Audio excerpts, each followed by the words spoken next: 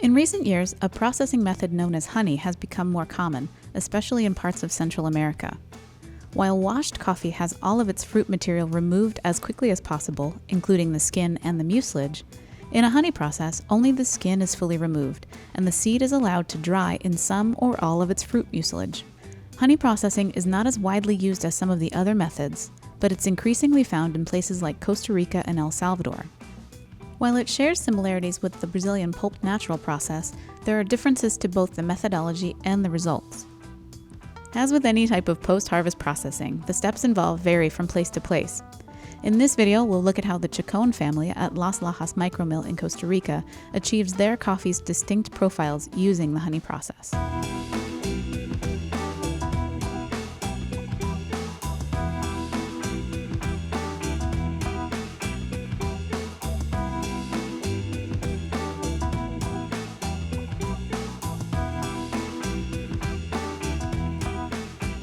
Just as in the washed process, coffee cherries first need to be picked ripe and sorted to make sure that only the best cherries are included in production. Also identical to the washed process is the fact that the coffee needs to be depulped as soon as possible after picking, usually between 8 and 12 hours.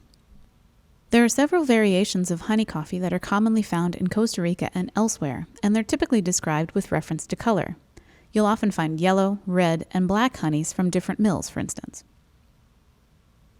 At Las Lajas, all of the honey coffee starts out the same way. The cherry skin is removed by a depulping machine, but 100% of the mucilage is left on the seeds.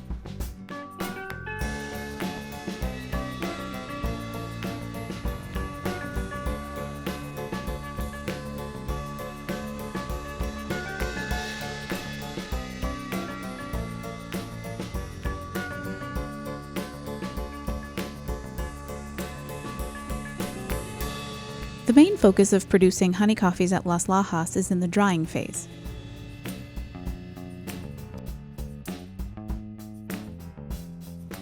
Coffees at this mill are taken directly from the depulper to the drying area.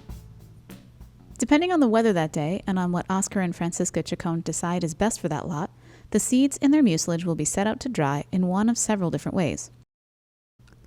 For yellow honeys, as seen here, coffee is moved onto tarp-covered patios under full sun, where it's raked into a thin layer for fast, even drying.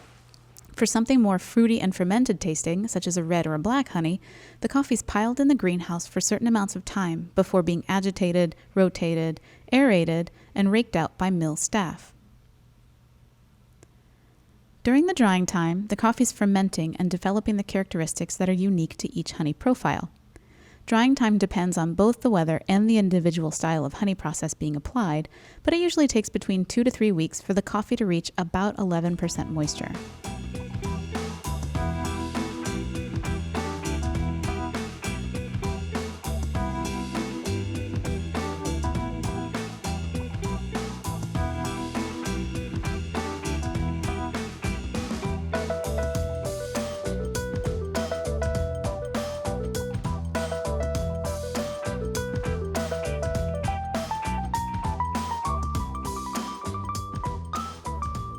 At Las Lajas, the Chacons focus primarily on honey and natural coffees, and they produce yellow, red, and black honeys with coffees from their different farms.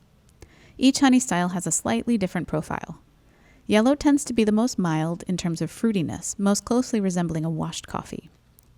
Red honey tends to have bigger fruit flavors and sweetness, as well as a noticeably more syrupy body. Black honeys express more winey, boozy, or jammy characteristics with a creamy body, almost like a lighter version of a natural. While this is just one example of the honey process, the Chacons are considered standard bearers of the style within the industry, and they're a great example of intentional and innovative processing methodology. Once the coffee is fully dried, it'll be stored in its parchment layer in a warehouse until it's ready to be exported. Then the parchment layer will be removed and the coffee gets shipped.